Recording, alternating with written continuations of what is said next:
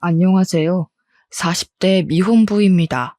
워낙 일에 치여 바쁘게 살다 보니 컴퓨터를 만져볼 기회가 잘 없었는데, 그래도 근래에는 환경적으로 여유가 생겨 컴퓨터 학원을 다니고 있어요.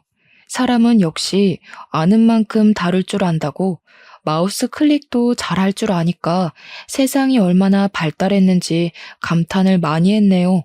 컴퓨터 속 세상이 제가 발악하면서 살아왔던 지난 세월보다 훨씬 많은 사연을 담고 있더라고요. 저도 나름 기구한 삶을 산 사람인데, 아들 추천으로 이런저런 커뮤니티 동영상을 보다가 사연을 알게 되었어요.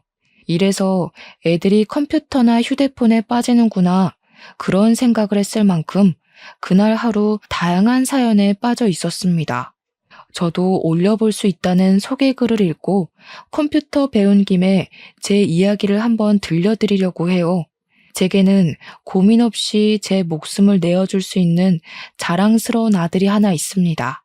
제 나이 20대 초에 한 번의 실수로 아들이 생겼는데, 엄마 되는 사람은 저와 같이 100년 해로를 바라는 것 같더니 출산 후 도망을 쥐도 새도 모르게 도망을 쳐버렸어요. 당시 저도 무척 어린 나이였고 아이를 키우는 것에 아무런 지식이 없었던지라, 솔직히 아이를 품에 안았을 때 기쁨보다 막막함이 우선이었습니다. 솔직히 보육원에다가 아기를 맡길 생각까지 했었어요. 지금은 당연히 얼토당토 안 한 생각이나 당시에는 그만큼 마음고생을 많이 했습니다. 그러나 차마 그런 짓까진 못했어요. 말이 좋아 보육원에 맡기는 거지, 그건 그냥 제 아들을 제 손으로 버리는 게 아닙니까?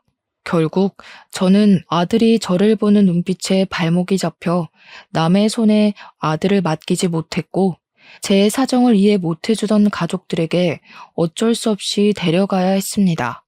근데 하필 그 시점 저는 또 군대를 가야 하는 사정이었어요. 제 아들을 한 번도 사랑의 손길로 보듬어 준 적 없는 가족들 곁에 아들만 두고 가야 하는 상황이었습니다. 그래서 저는 휴가를 받으면 무조건 잽싸게 집에 와서 아들 곁에만 꼭 붙어 있었어요. 만날 때마다 쑥쑥 커져 있는 아기가 너무 신기했고, 또 저를 닮아가는 것 같아서 마음이 괜스레 이상했죠. 그런데요, 제가 저녁이 점점 다가오고 휴가를 더 자주 낼 수 있게 되어서 알게 된 건데, 이상하게 아들 태도가 어딘가 모르게 눈칫밥을 먹고 사는 애처럼 늘 조용하더라고요. 특히 누구 하나 큰 소리만 치면 움찔움찔 놀라면서 금세 울음을 터뜨렸습니다. 그 모습이 마음에 걸려 저는 저녁을 앞두고 더더욱 복무에 제대로 집중하지 못했던 기억이 납니다. 저녁이 겨우 한 달 남았을 땐 저녁까지 무한한 세월이 걸리는 느낌이었어요.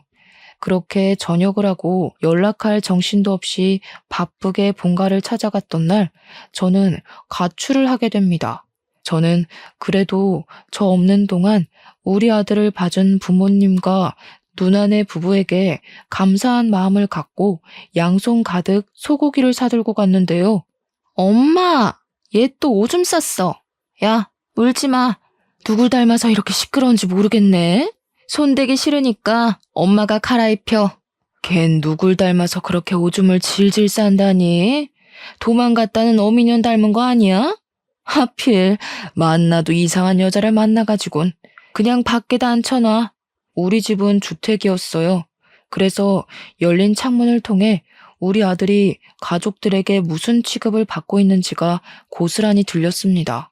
발걸음을 꼼짝하지 못하고 충격에 휩싸여 있을 그때, 누나가 내복 바람인 제 아들을 데리고 현관 밖으로 나왔다가 저랑 정통으로 눈이 마주쳤어요.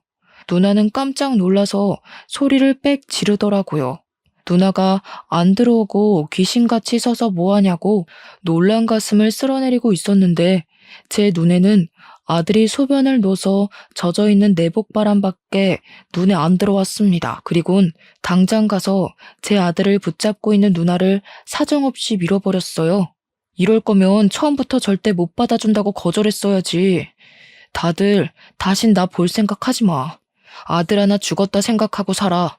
나도 가족 다 죽었다 생각하고 다신 안 찾을 테니까. 그날로 제가 집을 나왔던 겁니다. 아들을 데리고 대책 없이 가출을 한 거죠. 제가 애 옷 좀 사입혀달라고 군대에서 모은 돈을 가족들한테 보내주기도 했는데 정작 아들에겐 내복 두세 벌 말고는 입을 옷도 없더라고요. 당시 제법 추운 날씨였음에도 저는 할 수 없이 제 옷으로 아들을 칭칭 감아선 집을 떠났습니다. 그리고 가족 주려고 사왔던 고기도 다시 들고 나왔어요. 그렇게 저는 기차역을 갔고 아들이랑 같이 지방 내려갈 방편을 알아봤어요. 그러면서 제겐 짐이었던 소고기를 기차역 주변에 구걸하고 있는 노숙인들에게 기부하고 기차에 올라탔었습니다. 그렇게 향한 곳이 인천에서 마산으로 가는 길이었어요. 그 뒤로 저는 아들과 함께 거의 마산에서 세월을 보냈습니다. 가족들에게서 도피는 했지만 문제는 돈이었어요. 일단 저는 당장 집이 필요했고 그러려면 당연히 돈이 제일 필요했죠. 그래서 일을 하기 위해 아들을 어린이집에 맡겨야 했는데 그것마저도 돈이잖아요. 기세등등하게 제 아들을 집에서 빼내왔지만 정작 제 손으로 할 수 있는 건 아무것도 없는 상황이었습니다. 너무 막막해서 마산역을 함부로 못 떠나고 있었는데 그 와중에도 고마웠던 건 아들이 울지를 않았다는 거예요. 대신 아들이 얼굴이 꽁꽁 얼어서 붉어져 있더라고요. 일단은 추운 밤을 해결할 곳이 먼저라 생각했습니다. 있는 돈 없는 돈을 다 털어 여관방을 하나 잡고 그렇게 아들을 재웠어요. 그리곤 잠잘 시간이라도 줄여 구직 활동을 하기 위해 여관방 주인에게 컴퓨터를 잠시 부탁했고 독수리 타법으로 이것저것 검색을 해봤습니다. 그러다 발견한 게 애 딸린 미혼부에게 지원해주는 한부모 지원센터였어요. 수입만 적정선을 넘지 않으면 충분히 일을 하면서도 경제적 지원과 아이 학습 지원을 받을 수 있더라고요. 그렇게 저는 아들을 지원센터에 맡기면서 그 시간에 죽어라 일을 했어요. 제 입으로 들어가는 건 거의 신경 쓰지 않고 아들만 열심히 키웠습니다. 주야장천 일용직만 뛰다 보니 어느 날엔 동료들에게 추천받아 수산물을 운송하는 일을 소개받게 되었는데요. 그게 한탕 뛰면 30만 원이더라고요. 물론 물고기를 옮기는 일이라 몸이 힘들 수 있겠지만 제겐 일당 30만 원이 너무 고마운 제안이었습니다.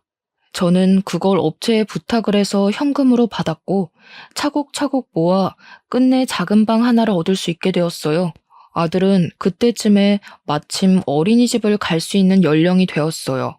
당시 저는 투자해서 돈을 불릴 만한 여유가 되는 사람은 아니었기에 무식하게 돈을 안 쓰고 모으는 것밖에는 몰랐는데요. 그 때문에 제가 아들을 마주할 시간은 극히 적었지만 그래도 아들이 남들에게 뒤처지지 않게 학교도 보내줄 수 있었습니다. 당연히 학원도 보내주었고요. 그렇게만 일하면서 앞만 보고 살았더니 어느새 우리 아들이 중학생 나이가 되어 있더라고요. 문득 그 사실을 깨달았을 땐 제가 맨 땅에 헤딩하듯 가출해서 고군분투하며 살았던 세월이 주마등처럼 지나가더군요. 여관방도 겨우 하룻밤밖에 못 지낼 돈밖에 없던 저는 어느덧 아들에게 투룸 오피스텔을 선물할 수 있는 아빠가 되어 있었어요. 제가 앞만 볼 수 있었던 건 다 아들 덕분이었습니다. 아들이 없었다면 저는 아마 제 손으로 집을 장만하는데 더 오랜 세월이 걸렸을 거고 이만큼 제 시간을 책임 있게 보내지 못했을 거예요. 앞으로 우리 아들에게 더 큰 집을 선물해주고 싶었고 나중에 결혼하면 신혼집까지 해줄 수 있을 만큼 돈을 벌고 싶었습니다. 그런데 문제가 좀 있었어요. 경제적으로 안정되면 가족 또한 안정될 거라는 제 생각과 달리 가정의 평화와 부자 관계는 비례가 되지 않는다는 걸 알았어요. 제가 일 때문에 바빠서 쉬는 날 아니고는 아들이랑 아침 밤으로밖에 만날 시간이 없었는데요. 그래서 어린 아들은 제가 쉬는 날을 좋아했고 늘 저를 기다렸습니다. 그걸 알아서 저는 그날만 되면 꼭 아들이랑 외식하거나 아들이 좋아하는 걸로 배달을 시켜 먹곤 했어요. 그런데요, 이렇게 저와 함께 시간 보내는 걸 좋아하던 아들이 어느 순간부터 약속이 있다고 자주 나가더라고요. 원래 사춘기가 되면 부모란 존재가 자식들의 우선순위에서 밀려난다고 하잖아요. 그래서 그땐 우리 아들도 사춘기가 와서 아빠보다 친구가 더 좋아진 건가 싶었어요.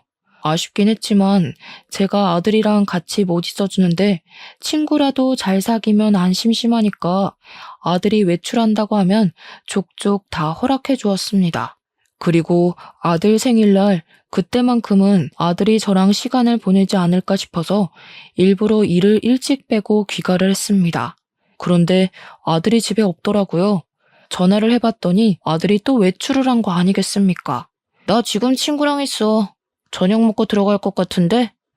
그러니? 아빠가 용돈 준비했는데 들고 가지.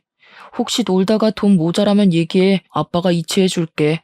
아들은 저와 같이 생일을 보내지 않는 것에 대해 아무렇지 않은 듯 했습니다. 그저 친구랑 놀 거니까 집에 들어갈 때 연락하겠다는 말만 하고 서둘러 끊으려고 했어요. 뭐랄까, 저는 아들만 보고 사는데 아들은 갈수록 제게서 멀어지는 느낌이 계속 들기 시작하더라고요. 그래도 그땐 사춘기라 그런 거다 생각하면서 제 속을 달래었습니다. 친구 하나 없는 저처럼 아들마저 저 같은 삶을 살게 할 순 없었으니까요. 그날 아들에게 줄 거라고 생일 선물로 손목시계도 사왔는데 저는 이거라도 아들 방에 갖다 놓기 위해 들어갔었어요. 아들이 초등학생일 때 이후로 아들 방문을 오래간만에 열어본 날이기도 했네요. 그리고 그때 제가 몰랐던 아들의 취미까지 알게 되었는데요. 아들 책상에 뜬금없이 웬 설계도가 있더라고요. 대충 설계도만 봤을 때는 계집인가 생각했습니다. 그런데 계집이라고 하기엔 세세하게 적혀있는 사이즈들이 너무 컸어요. 다 만들어 놓으면 사람도 들어갈 수 있을 만한 크기일 것 같았습니다. 아들이 이런 걸 왜 갖고 있는 걸까? 왜 이런 걸 설계했나 궁금하면서도 우리 아들이 건축 쪽에 관심이 있었구나 싶어서 흐뭇하기도 했습니다. 애들이 벌써 꿈을 정하는 건 쉬운 일이 아니라고 했는데 우리 아들이 시키지 않아도 스스로 자기 꿈을 찾고 잘 걸어나가고 있었다는 사실은 제 삶의 동기에 의지를 더해주는 사실이기도 했어요. 저는 그 설계도를 보면서 아들의 꿈에 넉넉히 지원해 줄 수 있는 아빠가 되고 싶었습니다. 아들의 꿈을 이뤄주는 것이 제 꿈이 되기도 한 날이었네요. 어쨌든 그렇게 생일날 자정이 넘어가던 시간, 아들이 친구를 만나는 건 존중하지만 그래도 미성년자이기 때문에 자정을 넘는 건 좀 아니라고 봤습니다. 너무 집에 안 오길래 결국 한 번 더 전화를 걸어보려 했는데요. 때마침 아들한테서 전화가 오더라고요. 아빠, 혹시 집에 친구 데려가도 돼? 사실 친구랑 같이 밥 못 먹었어. 친구랑 같이 뭐 좀 만드느라 시간 가는 줄 몰랐거든. 그랬구나. 아직까지 저녁도 안 먹고 배고프겠다. 아빠가 짜장면 시켜줄 테니까 데리고 와. 친구는 가족들한테 허락 받았대? 가족이 없대. 아들이 짧게 대답하는 그 소리에 순간 많이 당황했어요. 그리고 곧 가족이 없다는 말이 남일 같지 않더라고요. 저는 흔쾌히 아들의 부탁을 허락했고 그 시간까지 아직 밥도 제대로 못 먹었다는 말에 늦게 하는 중국집까지 찾아서 배달을 시켜놓았습니다. 한 30분 지났을까요? 아들이 귀가를 했는데요. 그날 제가 얼마나 놀랐는지 모릅니다. 아들이 데려온 친구를 보고 기함을 할 수밖에 없었어요. 아들 친구는 아들 또래의 중학생이 아니라 웬 나이 많은 노숙인이었거든요. 제가 당황해서 마중 인사를 하다 말고 굳어버리자 아들이 제 눈치를 봤습니다. 아빠, 내 친구야. 할아버지 나쁜 사람 아니니까 걱정 마. 할아버지도 인사해. 우리 아빠예요. 아들 말에 노숙인은 쓰고 있던 모자를 벗으며 제게 고개를 숙였습니다. 너무 놀라서 몰랐는데 보니까 노숙인이 들고 있는 모자가 제가 아들에게 선물로 줬었던 모자더라고요. 뿐만 아니라 노숙인은 착용하고 있는 목도리와 귀마개의 장갑까지 전부 제 아들 것으로 보이는 걸 착용하고 있었습니다. 그걸 보면서 무어라 정의 내릴 수 없을 만큼 기분이 굉장히 혼란스러웠지만 제 허락이 안 떨어지자 머뭇거리는 둘을 보고선 일단 들어오라고 했습니다. 그리고 이미 차려놓은 중국 음식을 대접했어요. 그 전에 아들이 노숙인을 데리고 손 씻고 먹어야 된다면서 나란히 서서 손을 씻는 거 아니겠어요? 솔직히 나이 참한 할아버지와 손자였지 둘이 대화하는 건 아들 말대로 친구 사이 같아 보였습니다. 노숙이는 배가 많이 고팠는지 짜장면을 허겁지겁 비우고 밥까지 비벼 먹었어요. 그러니 옆에서 아들이 천천히 좀 먹으라고 몇 번 말했냐면서 노숙인을 꾸짖었고 그러면서 자기 몫의 짜장면을 건네기도 했습니다. 그때까지만 해도 저만 그 상황이 정리가 안 돼서 그들로부터 멀찍이 떨어져 있었어요. 대체 어쩌다가 아들에게 노숙인이 둘러붙은 거지 싶더라고요. 문득 아들이 통화로 친구랑 뭘 만들다가 저녁 먹을 시간을 넘겼다는 말이 떠올랐는데 그렇다면 저 노숙인이랑 무슨 위험한 일이라도 했던 건가 싶어서 의심까지 들었습니다. 그런 신분 불분명한 사람을 이 집에 재우기까지 하는 상황이 되었어요. 아들 부탁으로 노숙인을 하룻밤 신세지도록 허락을 해줬는데 차마 아들 방에서 같이 자게 할 수 없어서 이불이랑 베개를 따로 거실에 내어주고 보일러를 틀어놓았습니다. 부자가 쌍으로 좋은 사람들이구먼. 너무 고마워요. 아들을 얼마나 잘 키워놨으면 애가 저렇게 바람직합니까? 요즘 세상에 부모 버리고 가는 자식들도 많은데 아빠가 이리 마음 좋은 사람이니 아들도 그리 클 수밖에 없었나 보네요. 노숙이는 제게 너무 고맙다며 연신 인사를 했지만 저는 대충 예의에 받아주고 아들 방에 황급히 들어갔어요. 그리곤 다급한 마음에 그만 아들을 다그치고 말았죠. 저 사람 친구 맞아? 언제부터 친구였는데 도대체 어디서 왜 저런 사람이랑 어울리게 된 거야? 저런 사람이라니 내 친구라니까. 초등학생 때 만났어.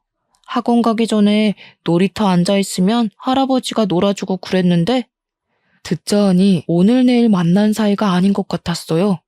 그게 더 저를 속 터지게 만들었습니다. 상당히 어린 나이부터 비위생적인 노숙인과 어울렸다는 것인데 대체 어쩌다가 공부 잘하고 학교 생활과 교우관계 좋은 줄만 알았던 우리 아들이 엇나갔을까? 그 생각이 먼저 들었어요. 어느 누가 내 자식이 노숙인이랑 어울리고 다닐 줄 알겠습니까? 부모로서는 상상도 못할 일이고 이걸 아는 순간 뒤로 넘어갈 큰 사안이잖아요. 그래도 저는 최대한 아들 심기 상하지 않도록 화를 억눌렀어요. 친구 없어? 저런 사람이 어떤 사람들인지 몰라? 그 많은 친구들은 다 어쩌고 왜 하필 노숙자랑 어울려? 저 사람이 뭐 하는 사람인 줄 알고. 그러다 진짜 큰일 나기라도 하면 아빠 생각은 안 해? 아빠는 할아버지랑 얘기 안 해봤잖아. 할아버지 나쁜 사람 아니라니까. 나도 나한테 위험한 사람인지 아닌지 정도는 알아. 네가 알긴 뭘 알아. 살아봤자 얼마나 살았다고. 저런 사람들은 잃을 게 없어서 더 나쁜 마음 쉽게 먹을 수 있단 말이야. 제 말에 아들은 결국 화를 참지 못해 자리에서 벌떡 일어났어요. 그리곤 저에게 처음으로 반항을 하며 언성을 높이더라고요. 아빠는 매일 일한다고 얼굴도 안 비추잖아. 솔직히 할아버지보다 아빠 얼굴 보는 게 더 힘들거든? 아빠가 돈 번다고 그러는 거 알겠는데 그래서 나도 아빠한테 불만 숨기고 아무 말 안 하잖아. 그럼 아빠도 내가 누굴 사귀든 신경 꺼야지. 할아버지는 유일하게 나한테 관심 가져주는 사람이라고. 아빠는 내가 학교 생활 어떻게 하는지 궁금해하지도 않잖아. 그 순간 뜨끔했습니다. 아들은 제가 집에 없는 시간이 많아서 성적을 잘 받거나 상을 받아도 자랑할 곳이 없었다고 했고 그 때문에 집에 가는 게 싫어서 놀이터만 전전하다가 노숙인을 만났다고 했어요. 자기가 받은 성적표랑 상장을 제 방에 가져다 놨었다고 했지만 일하면 쓰러져서 잠에 들기 바빴던 저는 그걸 전혀 보지 못해 알지 못했던 겁니다. 아들 나이에는 성적표로 인정을 받고 안 받고가 제법 중요한 요건인가 보더라고요. 정작 아빠 노릇을 했어야 하는 건 돈보다도 그런 정서적인 영역에 있어야 했던 건데 정말 저는 아무것도 몰랐습니다. 제가 못하는 아빠의 역할을 대신 채워준 게 아마 노숙인이지 않았나 싶었어요. 노숙인만이 아들을 인정해주면서 천재라고 잘 컸다고 칭찬을 해줬는데 아들은 그게 너무 고맙고 좋아서 이것저것 자랑을 더했고 그러다 보니까 주기적으로 만나게 되었다고 했어요. 그 말을 듣는데 아들을 나무라다가도 제 스스로 돈만 생각하느라 아들 마음을 신경 못 썼다는 것에 죄책감이 밀려왔습니다. 하지만 그건 그거고 그렇다고 아들이 정체불명의 노숙인을 어울리게 두는 건 솔직히 부모로서 용납이 안 되었어요. 무슨 이유인 간에 노숙자는 안 돼. 안 그래도 아빠가 항상 살펴봐주지도 못하는데 네가 계속 노숙자랑 어울리면 걱정이 되겠어 안 되겠어? 아빠가 하루 종일 걱정하고 일도 손에 안 잡히고 그러면 좋겠어? 내일부턴 만나지 마. 알겠니? 싫어. 아빠가 언제부터 나 신경 썼다고. 그냥 평소처럼 내가 뭘 하든 어디서 어떻게 지내든 관심 갖지 마. 아빠가 나 먹여주고 키워준다고 해서 내 인생까지 통제할 권리는 없어. 아들은 노숙인에 대해서 진심이 있기라도 한 듯 제게 대들었습니다. 이게 진심인 건지 아니면 제가 자신이 가진 것에 대해 무작정 부정적으로 봐서 느끼는 반감인 건지는 모르겠어요. 이러나 저러나 저는 난생 처음 아들이랑 다퉈봤고 그 다툼은 그저 노숙인으로 인한 일시적인 순간이라고 생각했습니다. 그런데 저는 그날로 아들과 남보다 못한 사이가 되어버렸어요. 우리 다투는 소리가 밖으로 새어갔는지 현관문 소리가 나길래 저랑 아들이 목소리를 일체 멈췄었거든요. 저희 둘의 극단적인 상황에만 신경 썼다 보니까 밖에 노숙인이 들었을 수도 있겠다는 생각을 미처 못한 거예요. 설마 싶어서 나가봤더니 역시나 그 노숙인은 이미 집을 떠나고 없었습니다. 심지어 아들이 줬던 모자랑 목도리, 장갑 이런 거 다 가지런히 놓고 나갔어요. 이게 바로 저와 아들이 남과 같은 사이가 되어버린 이유입니다. 아들은 그때부터 저를 극도로 미워했고 멀리하기 시작했어요. 아마 사춘기가 더 심해져서 저를 투명인간 취급했을 겁니다. 제가 항상 아들이랑 같이 겸상을 못하기 때문에 아들이 집에 오면 간단한 요기를 할 수 있도록 이것저것 사놓는 편이었거든요. 아들이랑 싸워도 저는 아빠니까 제 자식 입에 들어가는 것들이 중요하잖아요. 그래서 변함없이 행동을 했을 뿐인데 아들은 제가 사놓은 걸 손대지도 않거나 새 것 그대로 쓰레기통에 버리기만 했습니다. 집에서 밥도 안 먹는 건지 제가 해놓은 밥은 말라만 갔어요. 뿐만 하겠습니까? 제가 용돈하라고 돈을 이체시키면 다시 제게 돈을 도로 돌려주기도 했어요. 학교에서 급식을 먹는다고 하지만 그래봤자 한 끼잖아요. 용돈도 반납하고 집에 사놓은 음식도 손을 안 대는 거면 밥을 한 끼만 먹는다는 건데 한참 성장할 나이에 영양적으로 부족할 것 같더라고요. 주말에는 아주 아침에 나갔다가 아주 밤늦게 들어오거나 방에서 밥도 안 먹고 공부만 했어요. 그럴수록 아들 건강이 걱정되더라고요. 제가 화해를 시도해도 아예 말을 할 기회조차 주지 않으니 저는 아들이 스스로를 해치는 걸 보면서도 아무것도 할 수가 없었습니다. 그나마 아들이 학교는 간다는 걸로 위안을 삼을 수밖에 없었죠. 군대를 전역하고 저는 정말 아들 하나만 보고 살았습니다. 아들 잘 될 일만 생각하며 버텨왔는데 정작 실상은 그저 제가 아들 핑계를 대고 제 인생을 자기 위로하고 있지 않았나 싶더라고요. 문득 깨달았어요. 내 아들이란 이유만으로 내 마음대로만 주무르고 있었구나 라고 말이죠. 하지만 제가 깨달았을 땐 이미 부자 관계가 너무 멀리 벌어졌을 때였어요. 그러길 벌써 1년이 지나 아들은 중학교를 졸업할 나이가 되었습니다. 그때쯤엔 이미 사이좋던 저와 아들의 관계는 눈 씻고 찾아볼 수 없는 분위기였고 이미 나빠질 대로 나빠져서 고착되었어요. 그렇다고 부모가 돼서 자식 졸업식까지 모른 채 할 수가 있겠습니까? 그래서 제가 용기를 내어 아들에게 내일 졸업식 맞냐고 물었거든요. 그러니까 아들이 1년 만에 제게 목소리를 들려주었는데요. 졸업식 오지 말라는 딱 그 한마디만 하고 방에 들어가 버리더라고요. 그래서 고민을 많이 했습니다. 그날 밤은 참 생각이 많아졌어요. 잠도 안 와서 오랜만에 담배를 피울까 하고 슈퍼를 가려고 했습니다. 대충 외투만 걸친 뒤 슬리퍼를 신고 나왔는데 누가 저희 집 문고리에다가 웬 종이 가방을 걸어놨더라고요. 뭔가 싶어서 주위를 둘러보다가 안을 봤더니 새 휴대폰이었어요. 그리고 그 안에는 정갈한 글씨체로 적힌 쪽지가 들어있었습니다. 그 쪽지를 보고 저는 급히 1층으로 내려갔어요. 그리곤 주위 사람들을 둘러보면서 한 인형을 찾기 위해 바삐 뛰어다녔죠. 아무리 돌아다녀도 휴대폰을 주고 간 사람을 찾을 수가 없었어요. 쪽지를 다시 봤습니다. 쪽지에는 제 아들 이름이 적혀 있으면서 아들이 갖고 싶어 했던 휴대폰이라고 아들이랑 꼭 화해하라는 내용이 적혀 있었어요. 그리곤 마지막에 작은 글씨로 이 아들만도 못한 애비야 라고 적혀 있었는데 이 사람이 누군지 알 것만 같더라고요. 분명 그때 그 노숙인일 거라고 확신했습니다.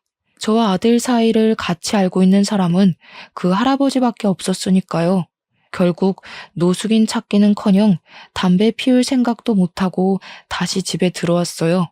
휴대폰이라면 진짜 비싼 제품이 아닙니까?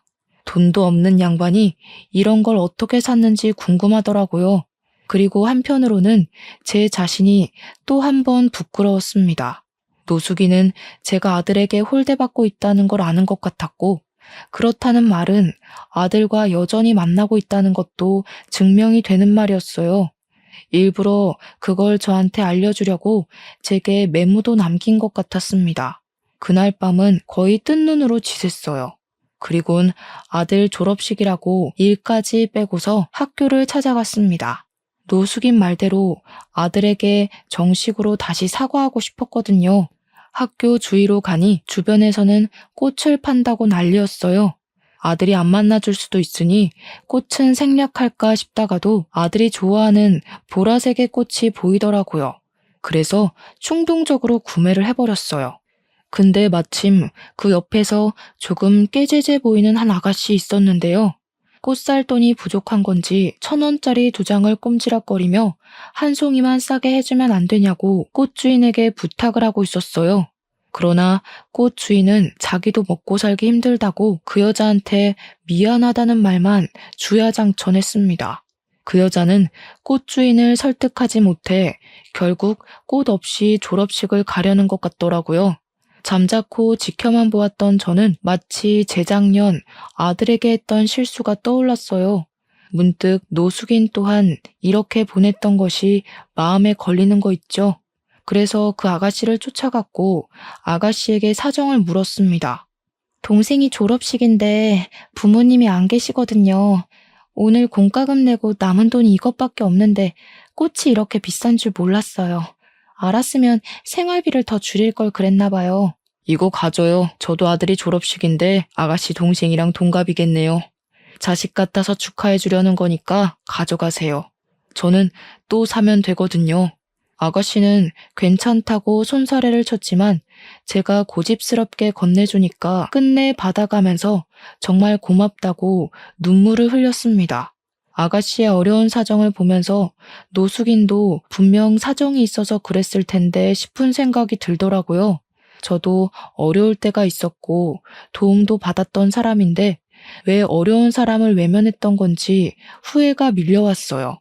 그게 아들과 틀어지게 된 계기였던지라 마음속에 더 오래 남고 속상했습니다. 매번 이렇게 지난 날을 후회해 뭘 하겠습니까? 저는 다시 꽃다발을 사서 졸업식에 갔어요.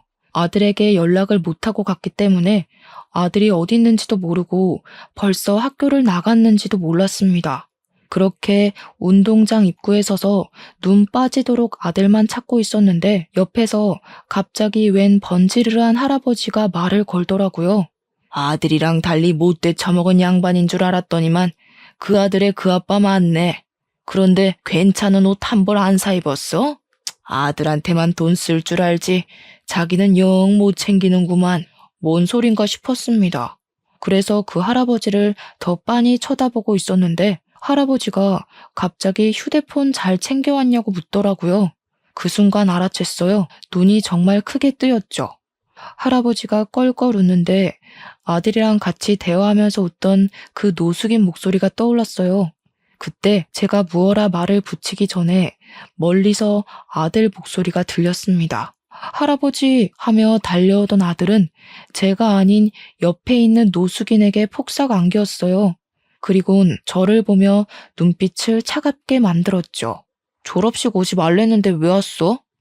이분 그때 아빠가 위험하다고 친구하지 말라던 할아버지야. 아빠 판단이 틀렸고 내가 맞았으니까 더는 간섭할 생각하지 마. 네 아빠가 너랑 화해하고 싶다고 너 좋아하는 휴대폰도 사왔던데? 한정으로 나온 그 명품 콜라보인가? 그거 갖고 싶어 했잖아. 아빠 멀리하면 휴대폰도 멀어질 텐데 괜찮겠냐? 제가 아무 말도 못하는 사이 노숙인이 끼어들어 우리 사이를 화해시키려고 주도했습니다. 근데 노숙인의 말이 효과가 있었던 건지 아들이 제가 들고 있는 종이 가방을 힐끔거리더라고요. 이미 그 순간 그동안 봐왔던 아들의 차가운 인색이 사라지고 제게 마음이 풀릴랑 말랑하는 얼굴빛을 띄었어요. 그래서 제가 바로 용기를 냈던 것 같습니다. 미안해 아들, 아빠가 틀린 게 맞아. 우리 아들이 이만큼 잘한 줄도 모르고 아빠는 아직도 우리 아들이 애기 같아서 그랬어. 아들 친구 관계에 간섭할 생각 없었어. 오해하게 만들어서 미안해. 앞으로 우리 아들이 뭘 하든 존중해 줄 거야. 약속할게. 그리고 저는 노숙인에게도 죄송했다고 고개를 숙였습니다. 노숙인에게 무슨 사정이 있는진 묻지 못했지만 그날의 실수는 제 탓이 맞기 때문에 사과를 우선으로 해야 된다고 생각했어요. 연신 용서를 구했는데 노숙인은 그저 웃기만 하더니 오히려 제게 더 고맙다고 말씀하시더라고요. 눈 감기 직전까지 가족의 품은 못 느끼고 죽을 줄 알았는데 손자 같은 친구를 만들어줘서 고맙다고 하는 거 있죠. 그리곤 자세한 얘기는 식사하면서 나누자더니 저희를 데리고 자그마한 고급 중식 레스토랑을 들어섰습니다. 예약을 해놨다고 했고 저희는 바로 방을 안내받았어요. 근데 좀 당황스러웠던 것은 그곳에 들어가니까 직원들이 노숙인을 향해 고개를 숙이는 거 아니겠어요? 손님한테 인사하는 것 치곤 주방에 있는 사람까지 나와서 인사하길래 그게 좀 당혹스러웠어요. 대체 노숙인의 정체는 뭘까? 그 생각만 하면서 안내해주는 자리에 앉았고 음식은 곧바로 세팅이 되었습니다. 셋이서 먹기엔 정말 푸짐했는데 그것에 아들이 오래간만에 신난 얼굴을 보이더라고요. 대체 이게 다 뭔지 저는 더 이상 참지 못해 머릿속에 담고 있던 걸 물었습니다. 그러자 먹고 좀 얘기하자며 저더러 성질 급하다고 나무라던 노숙이는 제 아들에게 탕수육을 퍼주면서 얘기해 주었어요. 내가 자식들한테 버려진 사람이야. 그렇다고 지금은 불쌍하게 보진 말고 내가 한때 작은 사기업 대표를 하던 사람이었는데 부동산 투자에 건물까지 해서 돈 좀 꽤나 있었다고. 돈 많으면 좋잖아? 나도 그런 줄 알았지. 근데 돌아보니까 자식들이 내 돈 가지고 싸우고 있는 거라. 그것 때문에 속이 상했던 노숙이는 60살 나이에 치매인 척 연기를 했다고 했어요. 그랬더니 황당하게도 자식들이 노숙인 도장을 훔쳐내서 손을 썼다더라고요. 돈만 쏙 챙겨서 해외여행 같이 가는 척 공항까지 동행했다가 노숙인만 공항에 버린 후 자기들끼리 이민을 가버렸다네요. 노숙인은 자식들이 자기를 버린다는 걸 알고 있었지만 그 충격과 슬픔에 아무것도 하고 싶지 않았다고 했어요. 더 이상 살고 싶지도 않아서 그냥 이대로 죽을 생각도 했었다는데 가장 힘이 들 때 우리 아들을 만났다고 했습니다. 우리 아들이 놀이터에 혼자 앉아서 다른 애들 노는 것만 구경하고 있었대요. 그래서 놀라지 않게 슬쩍 다가갔는데 아들 손에 교과 상장이 쥐어져 있는 걸 알고 부모님한테 자랑하라고 칭찬해 주었다고 했어요. 그러면서 아들이랑 대화를 하다 보니 아들이 부모로부터 결핍이 있다는 걸 느꼈다고 했죠. 그날 뒤로 말 안 해도 같은 자리 같은 시간에 계속 둘이 마주쳤는데 어느 순간 말동무가 되었고 우리 아들이 자기한테 보여주는 배려 덕분에 노숙인이 다시 일어설 용기를 얻기까지 했다고 했습니다. 듣자 하니 아들은 노숙인에게 비랑 추위를 피할 수 있는 집을 만들어줬고 제게 받는 용돈을 모아서 노숙인한테 고스란히 나눠주기도 했답니다. 그러면서 힘내라고 말해주는 우리 아들 말에 노숙인은 이대로 살아선 안 되겠다고 마음을 먹었고 자신이 받은 만큼 우리 아들에게 선물을 주고 싶다고 했었어요. 내가 이 중식 사업을 1년 만에 일으켰어. 처음에 반년 정도는 빈약해 했지. 그때마다 네 아들이 네 돈을 나한테 얼마나 갖다 바쳤다고? 내가 그 돈 아니었으면 이 사업도 연구 못했어. 돈이 있어야 연구를 하지. 그 말을 듣자 우리 아들이 남에게 용돈을 주고 있었다는 것도 놀라웠지만 문득 생각이 났던 게 아들 책상에 있던 설계도였습니다. 그게 노숙인을 위한 작은 쉼터였다는 것이 더 놀라웠어요. 근데 여기서 더 놀라운 건 노숙인의 바람이었는데요. 우리 아들이 건축에 재능이 있는 것 같다고 아들이 자신의 사업에 보탬이 되어준 것처럼 노숙인도 우리 아들 미래에 지원을 해주고 싶다고 하더라고요. 아직은 레스토랑 치곤 좀 작지? 근데 내가 사업 수완이 좋은 사람이라서 1년 뒤에는 훨씬 더 커져 있을 거다. 내가 살아있는 한 잘 되기만 할 거야. 근데 내가 또 언제 갑자기 죽을지 모르잖아. 그래서 이 가게를 네 아들 명의로 해놨거든. 섭섭한 건 아니지? 네 돈이 아들 돈이고 아들께 네 거고 다 그런 거 아니겠어? 처음엔 농담인 줄 알았습니다. 그런데 노숙인이 건축물 대장을 보여주더라고요. 그제야 모든 게 실감이 나서 바로 거절을 했어요. 마음은 너무 감사하지만 우리 아들은 이런 보답을 바라고 그랬던 게 아닐 거예요. 단순히 친절을 베풀었다고 해서 이렇게 큰 걸 받는 건 말도 안 됩니다. 가족 간에 안 좋은 일이 있으셨다고 해도 이런 건 가족 문제지 저희가 개입하면 안 될 것 같아요. 이미 내 재산 꿀꺽한 놈들인데 뭐 더 줄 게 있다고. 애비 버려놓고 또 내 돈 탐내면 나 2번은 안 봐줘. 바로 깜빡 넣을 거야.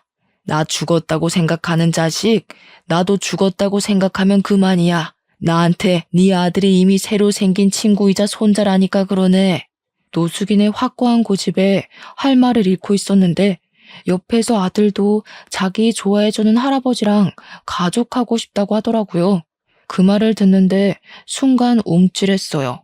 제가 아들 데리고 살면서 중간중간 본가에서 전화 온 적이 몇 번 있었는데 그때마다 아빠랑 엄마가 그깟 애미 없는 자식 때문에 천륜을 끊을 생각이냐고 막말을 했거든요.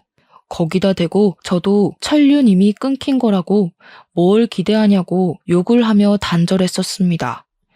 저는 나름 아들 안 들리는 곳에서 통화를 했다고 생각했는데 아무래도 아들이 여태 듣고도 못 들은 척 그랬나 봅니다. 아들에게 이런 가정 환경을 만들어준 근원이 저라서 저는 또 미안했어요. 더 이상 노숙인과 아들의 뜻을 제지시키지 못했죠. 노숙인에게 너무 고맙고 면목 없어서 연신 감사하다고 고개만 숙였습니다. 제가 생각이 짧았어요. 사람을 편견으로 판단하는 게 아닌데 어르신께 큰 결례를 범했네요. 평생 사죄하면서 살겠습니다. 그래, 그래야지. 근데 내가 안 보이는 데서 사죄를 하면 뭐하나? 수산물 운반 작업한다고 했지?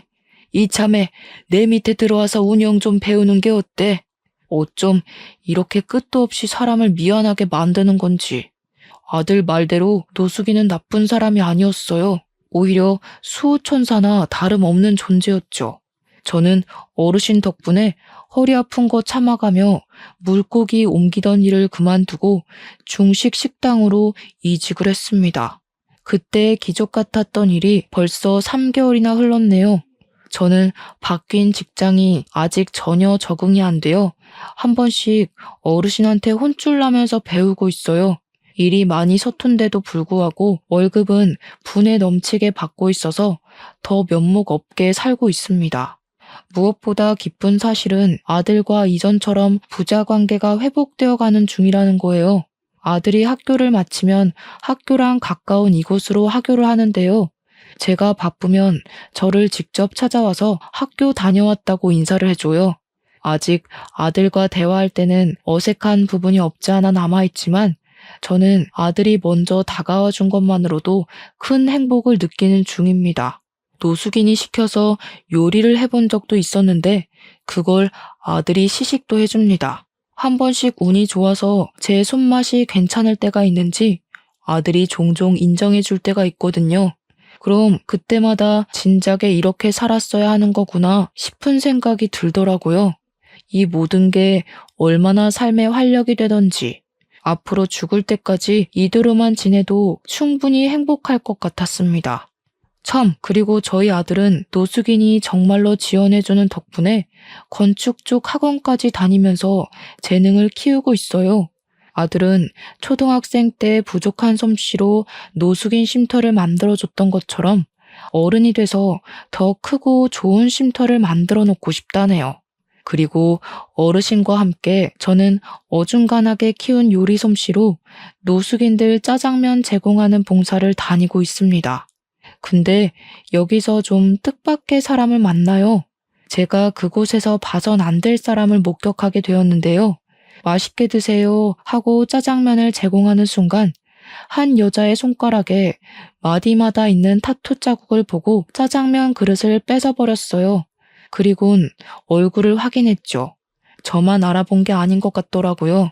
여자의 눈동자가 흔들리더니 저를 한 5초 바라보고 뒤늦게 놀라 도망을 가려 했습니다. 저는 얼른 쫓아가 여자를 잡아 세웠어요. 역시나 가까이서 보니 우리 아들 친모가 맞더라고요. 이제야 말씀드리지만 아들 친모가 아들과 저를 버리고 도망을 간 건 남자 문제 때문이었어요. 저를 두고 몰래 바람을 피우고 있었더라고요. 상대 남자가 외국을 같이 가자고 했는지 저한테 말도 안 하고 몰래 그 남자랑 연락하고 날짜 맞춰서 튄 거였어요. 근데 왜 노숙인 꼴을 하고 있는 건지 당황스러운 거 있죠? 그래서 꼬락서니가 왜 이렇게 됐냐고 물어보니까 아들 친모가 자존심 때문에 말해주기 싫었나 봐요. 사람 잘못 본 거라고 소리만 지르다 도망을 가버렸습니다. 보아하니 바람 피웠던 상대한테 버림받은 것 같았어요. 친모는 남자만 믿고 자기 투자를 안 하는 여자였기 때문에 아마 남자가 없어서 거지가 되지 않았나 싶습니다. 그리고 왠지 제 가족이 어떻게 살고 있는지 궁금해하시는 분 계실까 말씀드리는데요. 가족은 제가 일하는 중국집에서 마주쳤어요. 누나 부부네가 저희 아들 나이보다 2살이 어린데 저희 아들이 다녔던 중학교로 입학했더라고요. 입학식 날 부모님까지 총출동해서 식당에 왔다가 저랑 마주쳤습니다. 부모님이 바로 저를 아는 체 하면서 아들아 불렀는데 저는 그 손길을 뿌리쳤어요. 꼴들이 말이 아니더라고요. 입학식 왔다면서 왜들 등산복 같은 운동복을 입고 있는 건지 그건 엄마가 쓸데없이 입이 싸서 알 수 있었습니다. 저 천하의 몹쓸 놈이 우리 집을 다 말아먹었잖니. 네 매형이 하는 사업 다 부도났어. 멍청한 게 친구랑 동업했다가 자기 혼자 빚더미를 홀랑 뒤집었었지 뭐야. 에휴, 내 팔자가 개 팔자야. 그런 식으로 말하지 말랬지. 엄마 때문에 이 사람이 더 눈치 보는 거잖아. 되던 일도 안 되게 생겼네. 짜증나게 굴면 나도 집 나가버린다. 그러니까 매형 때문에 집이 망해서 무려 3세대나 되는 가족이 방 2개에 작은 거실 하나 있는 곳에 살면서 장 보러 가는 것도 돈 아까워 거의 김치에 밥만 먹고 산다네요. 그날은 조카가 입학식이라서 몇 년 만에 외식을 하는 거랍니다. 우리 아들을 잡아먹을 듯 이빨 드러내던 사람들이 서로 핥히는 말을 하고 있으니 꼴 좋다 싶었습니다. 그러거나 말거나 저는 천륜을 끊어버렸는데 무슨 상관인가요? 내 알바 아니라고 모른 척 하려고 했더니 엄마가 자꾸 저를 붙잡으면서 유니폼이 좋아 보이는데 이곳에 오래 일했냐고 정직원이냐고 이것저것 관심을 보였어요. 그러자 분주한 분위기에 사무실에서 나온 노숙인은 제게 다가와 친히 엄마를 떼어내 주었습니다. 그러면서 사장 될 사람 함부로 만지는 거 아니라고 해줬고 여기서 더 소란 피우면 테이블 밖으로 내줄 테니 야외에서 먹게 할 거라고 상냥하게 말씀하셨어요. 그러자 가족들은 사장이라는 단어에 제게 묻고 싶은 것이 많아 보이는 눈치였지만 입 다물고 짜장면만 먹었습니다. 그날은 그렇게들 돌아갔는데 아마 조만간 또 찾아오지 않을까 싶어요. 그땐 우리 아들 생각해서라도 다신 엮이지 않게 정신 똑바로 차리고 쫓아낼 생각입니다. 저희는 이렇게 불안과 행복 사이를 오가면서 지내고 있어요. 막상 기적처럼 행운이 쏟아지니 행복할수록 불안도 큰 것 같다는 걸 느낍니다. 항상 자만하지 않고 가진 것을 지키는 데만 에너지를 쓰며 살 것 같네요. 그럼 긴 글 들어주셔서 감사합니다. 늘 평안하세요.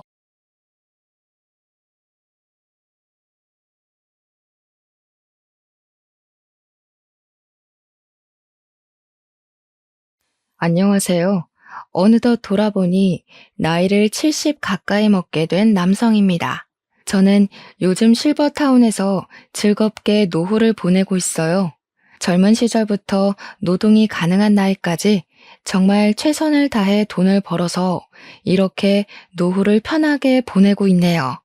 나이 먹어서 편하게 보내는 것도 좋긴 한데 이왕이면 한 살이라도 젊을 때 좀 놀아볼 걸 그랬네 싶은 생각도 드네요. 한 번씩 창문 밖을 내다볼 때면 이제 슬슬 날씨가 풀리고 옷이 얇아지다 보니 나들이 하는 가족 단위들이 많이 보이더라고요. 저도 한때 가족이 있었던 사람인지라 과거 생각도 나고 해서 사연을 쓰게 됐어요. 제가 컴퓨터는 좀 만질 줄 알아서 글 쓰는데 어려운 건 없었지만 말솜씨는 나이가 먹는다고 실력이 생기는 게 아니라서 그런지 좀 중구난방일 수도 있어요. 그냥 늙은 영감이 옛날 얘기한다 생각하시고 너른 마음으로 들어주셨으면 합니다. 제게는 3명의 딸이 있습니다. 저는 젊은 시절 중소기업 대표를 맡고 있었고 아내와는 사별하여 혼자 산지 20년 정도 되었어요. 그 말은 즉, 저 혼자서 돈을 벌고 육아를 했다는 뜻도 됩니다. 저는 어린 딸들이 결혼을 할 때까지만 물심양면 키웠지만 아무래도 일을 하는 아빠로서 아이들의 정서적인 영역까진 많이 케어해주지 못해 늘 미안했어요. 먼저 간 아내가 애들 곁에 같이 있었다면 그래도 애들이 부모에 대해 더 많은 추억을 가졌을 텐데 그런 생각만 하면 제가 확실히 못난 부모였던 건 맞는 것 같네요. 이렇게 자식만 떠올릴 때면 꼭 아내도 같이 생각났어요. 정작 아이들은 엄마를 필요로 하지 않았는데 저만 아내에 대한 그리움을 매 순간 되새기며 살았습니다. 그래서 제가 아이들을 위해 선택한 방법은 경제시장에 더 깊이 뛰어드는 것이었어요. 원래는 개인사업이었던 장을 소기업으로 키웠고 소기업에서 중소로 키우는 데 집중을 했습니다. 주식까지 공부해서 최대한 재선에서 할 수 있는 만큼 재산 불리는 걸 더 목적으로 살았어요. 당연히 그렇게 열심히 돈을 벌었던 건 오로지 딸들을 위해서였습니다. 제가 엄마의 역할과 정서적인 영역을 메꿔줄 수 없으니 돈으로라도 부족함 없이 표현하고 싶었어요.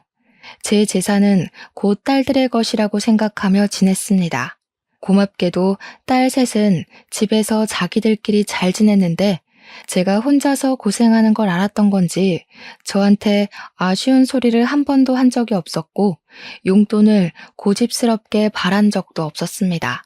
아마 제가 늘 바쁜 걸 알아서 귀찮게 안 하려고 눈치 봤던 것 같은데 그 마음이 갸륵하지만 한편으로는 너무 빨리 철든 것 같아서 미안하기도 했어요. 차라리 평범한 아이들처럼 용돈 달라고 조르고 뭐 갖고 싶다고 조르고 그랬다면 제가 아빠로서 아이들에게 필요한 존재가 맞구나 하고 위안받지 않았을까 싶네요. 착한 우리 딸들은 제가 별달리 해준 것 없는 사이 훌쩍 커버렸어요. 딸들은 성인이 되고 나란히 정년기쯤에 결혼을 하게 되었는데 그때는 저도 나이가 있었던지라 경제활동을 정리하기 시작한 때였어요. 집에 혼자 지내면서 딸들을 한 사람씩 시집 보냈는데 문득 그런 생각이 들더라고요. 조금 더 빨리 딸들 곁에서 케어를 해줬다면 얼마나 좋았을까 하는 아쉬운 생각 말이죠. 착한 딸들은 고맙게도 아빠 혼자 있는 거 못 본다고 자기네들 다 결혼하면 서로 데리고 살 거라 말해주더군요. 부모 노릇 제대로 못해준 못난 아빠인데도 모난 곳 없이 자라준 딸들이 얼마나 고맙고 기특했는지 몰라요. 그 모습을 보면서 제가 그래도 자식 복은 있구나 하고 생각했고 제 사랑이 터무니없이 부족했을 텐데도 저를 아빠라는 이유로 모시고 살 생각을 해주니까 그것만으로도 이미 효도를 받는 것 같았습니다. 저는 그동안 못해줬던 아빠의 역할을 톡톡히 해주기 위해서 딸들 결혼할 때 예단비로 10억을 똑같이 주었습니다. 당연히 우리 애들을 믿지만 그래도 돈 문제는 처음부터 공정해야 뒷말이 안 나올 걸 알거든요. 이건 제가 사업을 오래 하면서 느꼈던 경험담이에요. 제가 가진 건 돈밖에 없었으니 딸들에게 드디어 제 몫을 해준 것 같아 그때는 좀 제 스스로가 뿌듯했습니다. 딸들이 제가 주는 선물을 받고서 눈물까지 보이는 걸 보면 그래도 제가 아빠 역할을 완전히 수행 못한 건 아니구나 하고 위안이 좀 되었어요. 딸들에게 재산의 절반 이상을 거의 다 내주고 제게 남은 재산은 제 노후비 조금과 당시 살고 있는 집이 다였지만 다 늙은 제가 어디 돈 쓸 때나 있었겠습니까? 딸들에게 주는 것이 제가 열심히 벌어온 목적이었기 때문에 전혀 아깝지 않았어요. 딸들도 처음에는 제게서 큰 돈을 받아갈 때만 해도 이렇게까지 줄 필요 없다고 겸손을 보였습니다. 끝내 그 돈을 받았을 땐 저더러 누구랑 살고 싶은지도 꼭 생각해 놓으라고 당부를 해주었죠. 그때마다 저는 딸들에게 아빠는 신경 쓰지 마라. 이젠 나만의 삶을 살면서 혼자 취미 생활하고 싶다. 그렇게 말했습니다. 딸들은 저에게 자주 찾아오겠다고 한 뒤 정말로 일주일에 한 번씩 돌아가면서 집을 방문해 주었어요. 사위들도 제가 준 재산 덕분에 하고 싶은 사업을 시작하게 되었는데 그걸 제 덕이라고 공을 세워주더라고요. 다 너희들이 열심히 해서 일군 건데 뭐하러 내 덕이라 하냐고 괜히 민망해서 그런 소리를 해버리곤 했습니다. 그렇게 앞으로는 평안한 노후만이 남았다고 생각할 무렵 제게는 예상치 못한 비운이 닥치게 되는데요. 제가 산책을 가다 뇌출혈로 쓰러져 병원에 실려가게 된 것입니다. 당시 주변 사람들이 많이 있었기에 빠른 조치가 가능했어요. 그렇게 목숨은 살렸지만 결국 신체 장애를 얻게 되는 결과를 초래하고 말았죠. 눈을 떴을 때 이미 딸들과 사위들이 병실에 와 있었습니다. 다행히도 기억을 잃진 않아서 우리 식구들을 알아볼 수는 있었어요. 그런데 몸에 마비 증상이 있어 왼쪽 전신에 감각이 없더라고요. 딸들은 깨어난 것만으로도 다행이라면서 제 손을 잡고 많은 눈물을 흘렸습니다. 다행히 치료적인 부분은 수술로 충분했고 몸만 회복한 뒤 나머지는 재활이 중요하다고 하여 퇴원을 할 수 있게 되었는데요. 사실 이대로 당장 퇴원을 하면 생활적으로 불편할 부분이 많을 거란 게 예상이 되었어요. 그때 마침 딸들이 과거에 저를 데리고 살아주겠다는 말이 떠올라서 저는 딸들에게 어느 정도 혼자 해결할 수 있을 때까지만 신세 좀 질 수 있겠냐고 부탁을 했습니다. 실례인 걸 알고 저 또한 딸들에게 신세를 지고 싶진 않으나 이번 같은 경우는 불가피한 상황이기에 딸들도 선뜻 이해해 줄 거라고 생각했어요. 이런 부탁이 너희에게 부담이란 거 안다. 아빠가 웬만하면 혼자 해결해 보겠는데 이게 당분간은 좀 많이 어려울 것 같구나. 아빠 혼자 생활에 적응되기만 하면 바로 독립할 테니까 너희들이 좀 도와줘. 그런데 그때부터 우리 딸들이 삐걱거리기 시작했습니다. 제 말을 듣고 서로 눈치만 보던 딸들은 그 얘긴 집에 가서 천천히 하자며 일단 귀가를 동행했어요. 그리고 제 저녁을 차려준다고 다 같이 저녁을 먹고 가게 되었는데요. 사위들은 다음날 출근 때문에 피곤해서 먼저 집으로 돌아갔고 딸들만 하룻밤 제 집에서 자고 가게 되었어요. 그땐 딸들이 결혼한 지 좀 되었던 터라 오랜만에 우리 식구만 같이 있는 거였습니다. 제 생활적인 고민을 떠나서 일단 그 자리 자체만으론 추억도 떠오르고 나쁘지 않았어요. 나름 분위기 좋게 저녁까지 같이 먹고서 딸들이 상자리까지 정리를 해주었는데요. 저더러 거실에 가서 쉬고 있으라고 부축을 해주더니 주방에서 자기들끼리 무슨 할 말이 그리 많은지 쫑알쫑알 거리고 있더라고요. 냉장고에 포도 있는데 그거 챙겨 먹자고 말해주고 싶어도 딸들이 너무 주방에만 박혀 있어서 결국 제가 휠체어를 움직여 주방으로 향했는데 안에서 티격태격 하는 소리가 들리더라고요. 무슨 싸움이라도 났나 싶어서 몰래 귀담아 들어봤더니 나 임신했잖아. 내 몸도 간수 못하는데 아바를 어떻게 모셔? 원래 이런 건 장녀가 나서서 해야 되는 거 아니야? 애들이 저를 가지고 신경전을 벌이고 있더라고요. 셋째가 강력하게 주장하면서 첫째를 걸고 넘어지자 첫째 또한 셋째와 같은 어감으로 답변을 했는데요. 너희들 형부 장남인 거 알지? 내가 큰며느리라서 거의 의무로 시댁 식구들이 집에 들락거려. 아빠 우리 집에 오면 오히려 가시방석이라서 마음 불편할걸? 몸도 안 좋은데 마음까지 불편해봐라. 빨리 회복이 되겠니? 이미 저는 장녀의 대답에서 딸들에 대한 모든 믿음을 상실해버렸어요. 셋째랑 첫째 말에 속이 상한 저는 둘째 말까진 안 들어도 알 것 같아서 돌아서 버렸습니다. 이미 둘째 표정이 다른 딸들과 의견이 같다는 걸 티내고 있기도 했고요. 돈을 받아먹기 전에는 아빠 없이 못 살 것처럼 굴더니 돈을 받고 나니까 발뺌하는 딸들에게 너무 서운해서 저는 그냥 일부러 일찍 쉬고 싶다 하고 딸들을 빨리 보내버렸어요. 원래는 딸들이 지고 가려고 했는데 안 좋은 말을 들은 이후 딸들이 마치 남처럼 느껴져서 같은 공간에 있기 싫었습니다. 그리고 저는 며칠간 고민을 했어요. 재활 도우미를 고용하는 것이 나을 것 같아 알아보면서도 감히 다시는 딸들에게 물어볼 용기를 못 냈습니다. 그동안 딸들에게 연락이 왔지만 바쁘다고 문자만 보내고 안 받았어요. 그러던 어느 날 둘째 딸한테 연락이 왔는데 제가 전화를 안 받아서 그런지 문자를 했더라고요. 긴 장문의 내용이었는데 돋보기를 쓰고 읽어보니까 우리 집으로 이사를 오고 싶다는 거 아니겠습니까? 자기 집으로 오라는 말도 아니고 자기 집을 내놓고서 우리 집에 이사를 오겠다니요. 무슨 생각인가 궁금해서 오히려 제가 전화를 걸어보았는데요. 아빠 혼자 두는 게 마음이 안 좋아서 신랑이랑 얘기 많이 해봤어. 신랑은 당연히 괜찮다고 했거든. 아빠만 허락해주면 우리가 아빠 집에 들어가서 살까 하는데 아빠 생각은 어때? 제가 딸들에게 실망했던 그날은 셋째랑 첫째의 거부 반응만 봤지 둘째는 다른 딸들과 똑같을 거라 예상만 하고 눈으로 직접 확인하진 않았었다는 게 떠올랐습니다. 미안하게도 제가 둘째를 오해했나 보더라고요. 저는 둘째에게 너무 고마워서 흔쾌히 그 제안을 허락했습니다.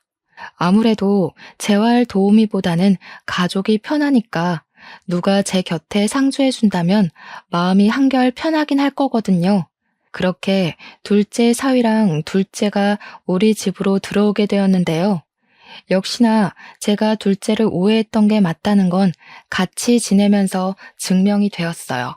둘째랑 둘째 사위는 기꺼이 저의 보호사들이 되어주었습니다. 제가 병원 치료를 원활하게 받을 수 있도록 늘 차로 데려다주고 데리러 왔고요. 집에서도 제가 불편하지 않게 가구 배치를 달리해서 휠체어 이동이 쉽도록 옮겨주었죠. 사위는 또 저를 목욕시켜 주기까지 했습니다. 저는 그게 너무 고마워서 한 번씩 용돈을 쥐어주곤 했어요. 당연히 둘째랑 사위는 돈 받으려고 하는 짓 아니라며 거절을 했지만 제 마음이 이렇게라도 해야 편할 것 같다고 했더니 그때부터 저한테 더더 잘해주더군요. 돈 때문에 잘했다기보단 제게 돈을 받는 것이 미안해서 잘하는 것 같았습니다. 그러나 이 소식이 어떻게 다른 딸들 귀에 안 들어갔겠습니까? 근데 여기서 정말 서운했던 건 딸들이 둘째가 저를 봐주는 것에 대해 불만을 표했다는 것인데요.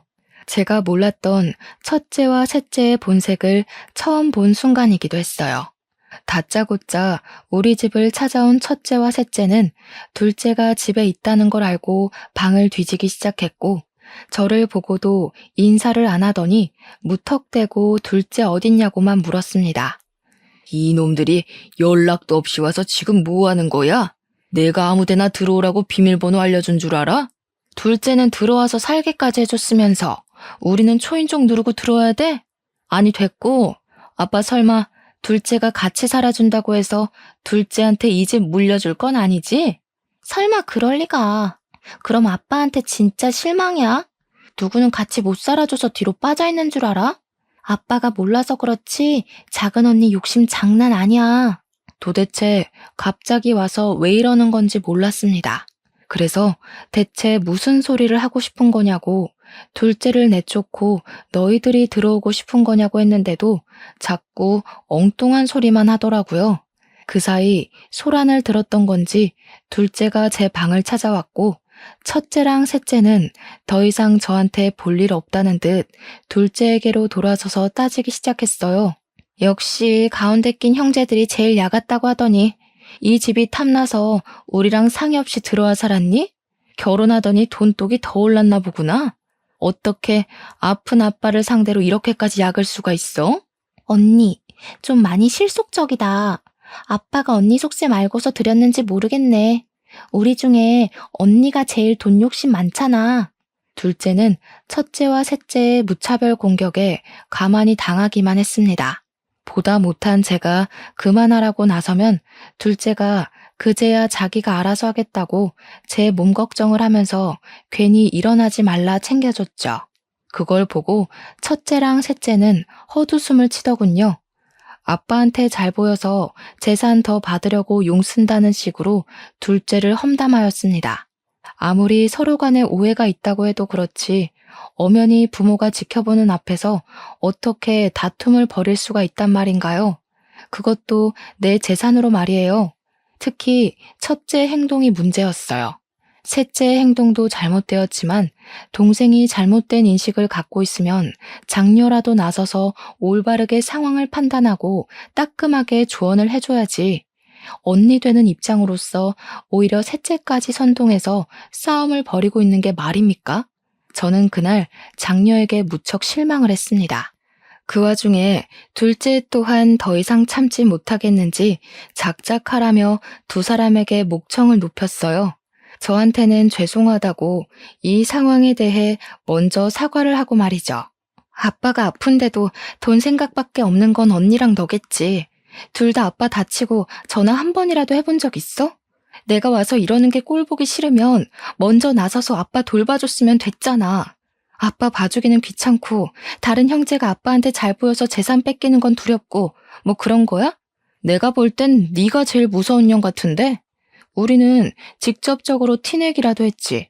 너는 끝까지 아빠 앞에서 연기하고 있잖아. 뭐 눈엔 뭐만 보인다더니 언니가 온종일 돈 생각밖에 안 하니까 언니 눈에 나도 그렇게 보이나 본데 돈급 취급하지 말지. 돈벌레들이랑 같은 수준인 거 기분 더럽거든? 시끄럽고 아빠 쉬어야 되니까 다 나가. 둘째는 그대로 첫째와 셋째더러 꺼지라고 제 방에서 밀어냈고 안 나가면 주거 침입으로 신고할 거라 고래고래 소리를 질렀습니다. 제가 자식들한테 뭘 바라고 돈을 준 건 아니었지만 예단비로 10억씩 준 게 사실 재산 상속과 같은 거였다고 언지를 했었거든요.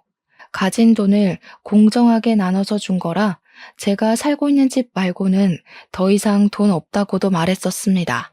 근데 그 10억의 예단비는 이미 첫째와 셋째 머릿속에서 지워진 듯 했어요. 돈 주기 전에는 아빠 하면서 알랑방귀 끼더니 또다시 돈이 아쉬우니까 싹 바뀐 태도가 너무 우습지 않습니까? 첫째랑 셋째를 생각을 하면 둘째와 비교를 안 할 수가 없었어요. 둘째도 다른 집처럼 분명 개인 사정이 있을 텐데도 저한테 노력하는 거잖아요. 첫째와 셋째를 보고 나니 둘째의 헌신이 더욱더 크게 느껴졌어요. 저는 둘째와 둘째 사위의 노력을 그냥 넘기고 싶지 않아서 한날 저녁 식사 자리에서 숨겨뒀던 재산 얘기를 꺼냈습니다. 내가 사실 너희들에게 말 못한 주식이 하나 있어. 이건 죽기 전에 너희들에게 공평하게 나눠주려고 했는데 아무래도 첫째랑 셋째는 괘씸해서 주기가 꺼려지는구나. 그 주식 또한 10억 단위였고 앞으로 주식 가치가 어떻게 될진 모르지만 대개 주가 인상 추세였던지라 앞으로의 전망 또한 좋을 거였습니다. 내가 죽을 때 되면 너희한테 증여해놓고 갈 테니 다른 애들한테는 말하지 말거라. 괜히 또 싸움 일어나면 이젠 정말 가족관계까지 끊어질 수가 있을 것 같아. 그 얘기를 하자 둘째가 깜짝 놀라면서 사위랑 아무 말도 하지 못했습니다. 제 말이 믿기질 않아서 말문이 막힌 듯 했어요. 곧 사실이라는 걸 알고는 고맙다고 눈물까지 흘리더군요. 아빠, 솔직히 언니랑 동생 때문에 아빠가 우리 진심 오해할까봐 너무 무서웠어. 그런데 우리 마음 다 이해해줬네. 우리 진짜 아빠한테 잘할게. 언니랑 동생이 아빠 돈 함부로 못 뺏게 그것도 지켜줄게. 딸은 돈 때문에 아빠를 도운 거 아니니까 괜한 오해는 안 했으면 좋겠다고 걱정도 덧붙였습니다. 당연히 저도 다 지켜봐서 잘 알죠. 돈 주기 전에는 알랑방귀 끼다가 돈 주니까 발뺌하는 첫째네랑 셋째네랑 둘째네는 확연히 다르다는 걸요. 그 뒤로 둘째네는 제게 더 잘했고 저는 다행히 손가락은 제법 움직일 수 있을 정도가 되었습니다. 첫째랑 셋째는 더 이상 집에 찾아오질 않았어요. 혹시 더한 앙심을 품고 찾아와서 깽판이라도 치면 어쩌나 조금은 걱정했거든요. 어쩌다가 착한 우리 딸들이 그런 돈독이 올랐는지 그 둘만 생각하면 몸이 편안하다가도 속은 갑갑했습니다. 그러던 어느 날이었어요. 둘째 사위가 갑자기 속상해하면서 제게 상담을 권하길 장인어른 정말 면목 없지만 지난번에 말씀하신 주식 말인데요. 일찍 주시면 안 될까요? 사실 제가 사업이 조금 어려워져서요. 죄송합니다. 그런 일이 있었으면 진작 말했어야지. 나만 편하자고 자네를 부려먹었었네. 가족이 어렵다고 하는데 당연히 내가 도와야지. 그렇게 하도록 하자. 사위는 눈물까지 보이면서 그간 힘든 거 참고 수개월을 버텼다고 하소연을 했습니다. 저를 케어해주는 동안엔 전혀 힘든 기색을 안 드러내서 몰랐는데 알고 보니 사위가 굳이 드러내지 않았던 거였더라고요. 사업이 힘들었을 텐데도 저를 생각해서 애써 숨겼던 사위에게 문득 미안했습니다.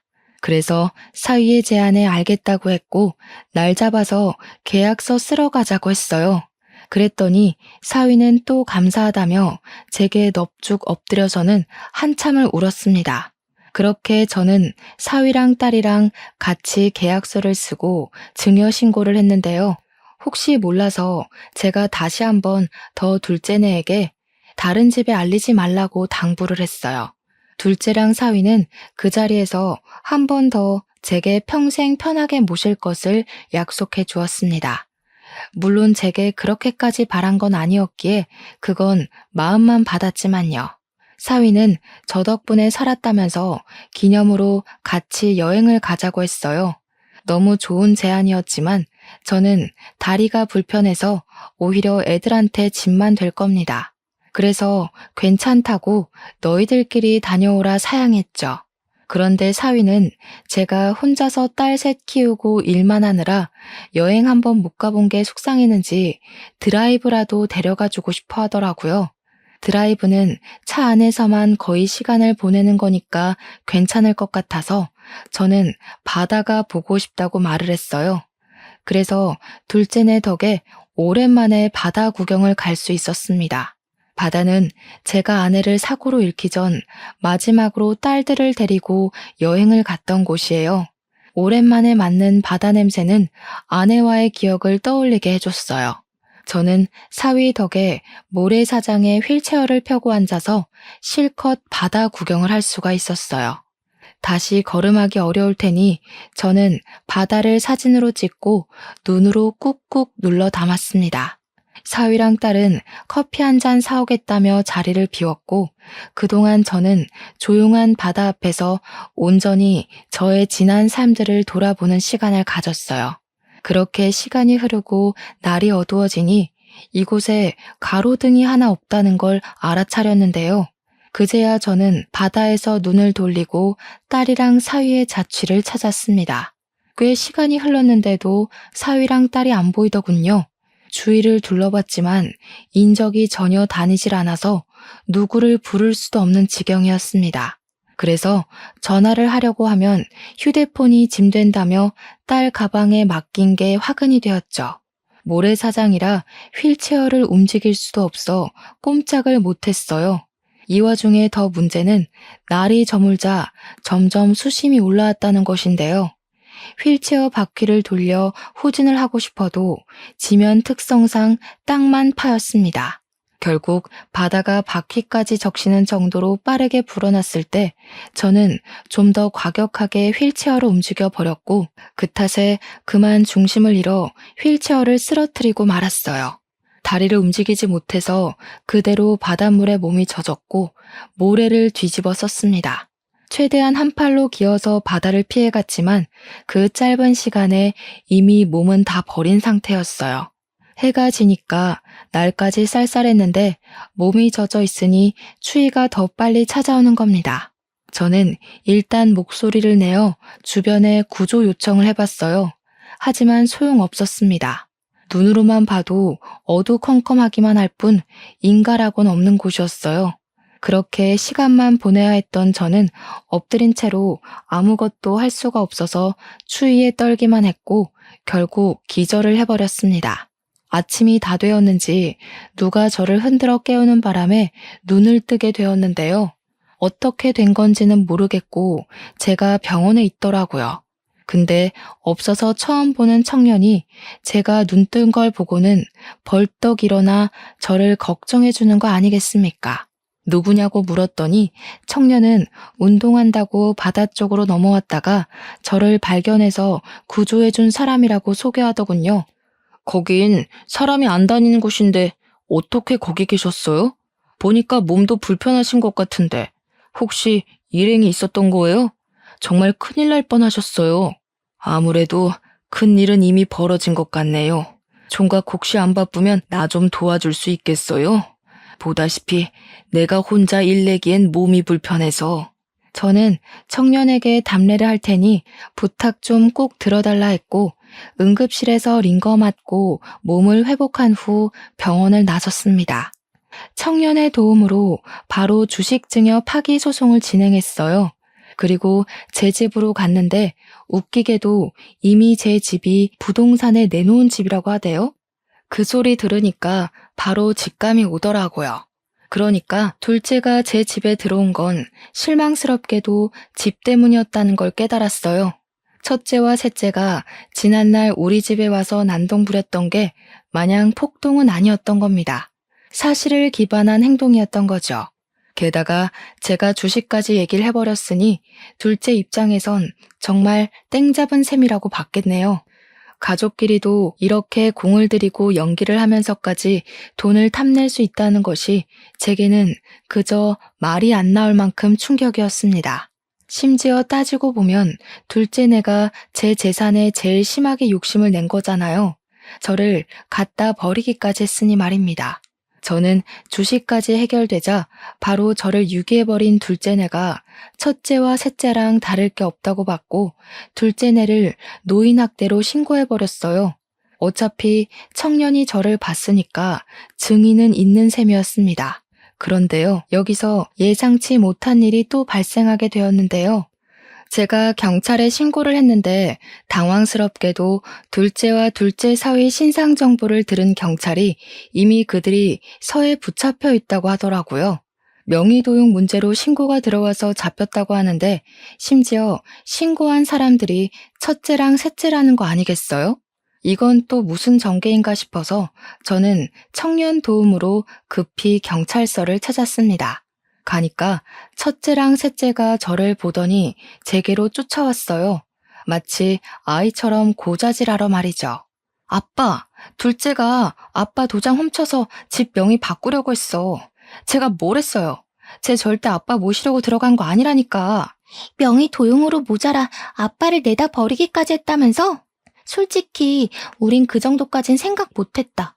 저런 페류나는 당장 호적에서 파야 돼. 저런 언니 있다는 거 쪽팔려서 말도 못하겠다고. 둘째가 본색이 드러났다고 하더라도 제게 첫째랑 셋째는 이때다 싶어 기회를 노리는 기회주의자들 뿐이었습니다. 그 둘은 둘째가 혹시 집을 독식하게 될까봐 내내 불안해서 주시하고 있었다는 거잖아요.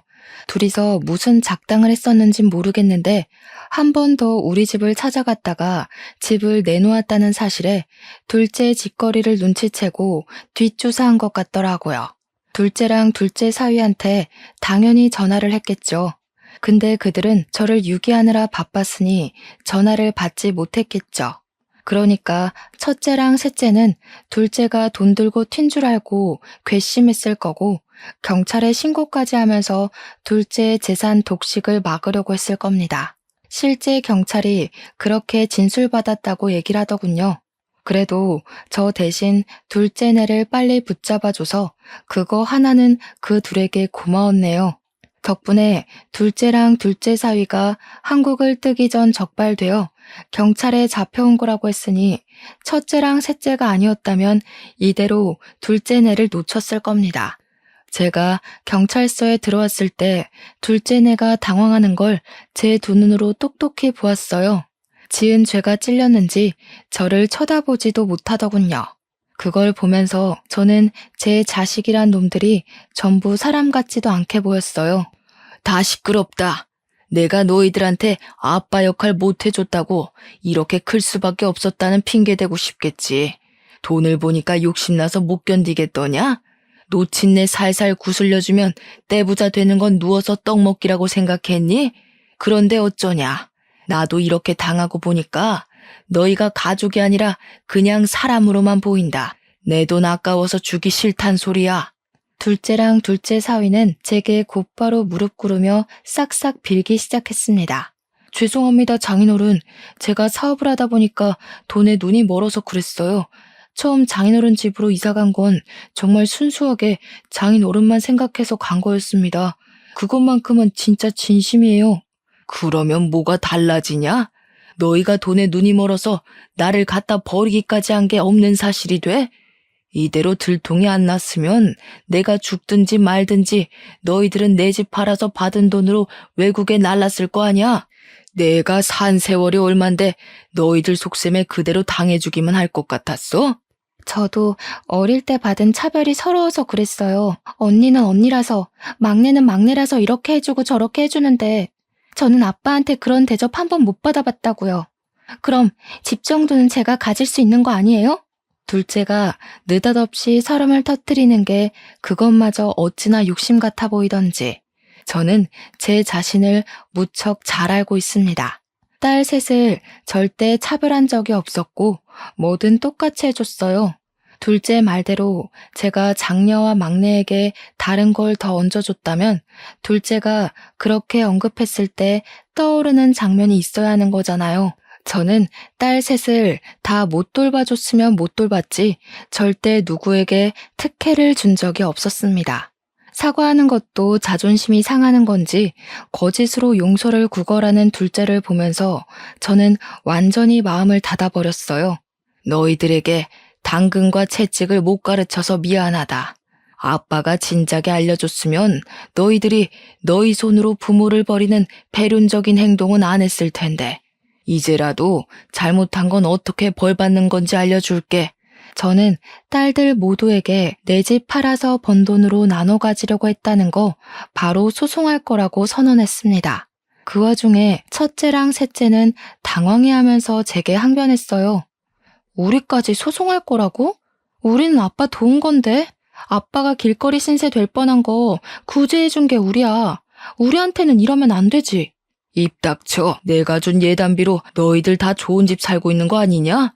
그런데 아비한테 겨우 하나 있는 집까지 눈독 들이고 있었어? 이미 꿀꺽 먹은 예단비를 도로 뱉어내라고 할 수도 없고 내가 이대로는 분이 안 풀려서 그냥 넘길 수가 없다. 다들 10억 뱉어낼 준비나 하고 있어. 그 사이 타이밍 좋게도 주식은 8배나 상승해 졸지에 재산 80억이 생겨버렸습니다. 아마 자녀들에게 청구한 비용까지 받으면 더 늘겠죠. 저는 그대로 청년의 도움을 받아 경찰서를 빠져나왔어요. 딸들이 저를 끝까지 쫓아왔는데 청년이 저를 대신해서 막아주었습니다. 그 순간 청년에게 그런 곤욕까진 치르게 할 생각이 없었는데 문득 큰 도움을 비친 것 같아 꼭 답례를 크게 해야겠다고 생각했어요. 아무튼 원래 첫째 사위와 셋째 사위가 그리 잘 사는 편은 아닌 채로 장가를 왔습니다. 우리 딸들은 만나서 제가 준 예단비 10억 받고 형편이 나아진 거였어요. 사위들이 원래 둘 다 평범한 직장인이었는데 돈이 생기고부터는 직장을 그만두고 사업을 시작했다고 들었거든요. 번화가로 들어서서 시작한 덕분에 사업은 초창기부터 매출 대박을 쳤고 그 수익을 믿고서 첫째네와 셋째네는 사치가 좀 컸습니다. 그들에게 사업은 당연히 하나밖에 없는 밥줄이에요. 사람은 밥 못 먹곤 못 살거든요. 그런데 부모에게 폐륜을 서슴지 않는 이 자식들이 배부르게 먹고 살도록 내버려 두는 건 부모로서 자식 교육을 포기한 것과 같지 않겠습니까? 그래서 제가 치킨 매장 오너로 있는 첫째 사위와 헬스장 하는 셋째 사위의 건물을 각각 매수해버렸어요. 그렇지 않아도 첫째랑 셋째가 사위들 사업장에서 악덕 사모님으로 명성이 장난 아니더라고요. 사장은 괜찮은데 그 집 사모가 별나다면서 다 같이 같은 욕을 하길래 한숨밖에 안 나왔습니다. 그래도 제가 일부러 악덕 세입자라고 소문을 만들지 않아도 다른 세입자들이 알아서 제 딸들을 욕해주니 두 손 두 발은 편하더군요. 물론 그 사람들 앞에선 그 악덕 사모들이 내 딸이라고 하기 쪽팔려서 아는 체는 안 했어요. 일단 여론이 제 편으로 몰렸으니 저는 본격적으로 악덕 세입자 쫓아내기에 돌입했습니다. 그때부턴 부모와 자식 관계가 아니었고 건물주와 세입자 관계로 집중했어요. 보니까 월세를 딸들이 관리하는 건지 관리비를 냈다가 안 냈다가 아주 들쑥날쑥이더라고요. 심지어 제가 확인했던 그달의 월세는 또 밀려 있었습니다. 저는 이걸 빌미로 세입자에게 나가달라는 통지를 보냈어요. 그리고 불만 있으면 전화하라고 제 번호까지 우편함에 써붙이고 갔죠. 그걸 확인한 첫째와 셋째는 각각 제게 전화를 걸었는데 내 번호라는 걸 알아보고 많이 당황했는지 제가 받기도 전에 전화를 끊어버리더군요.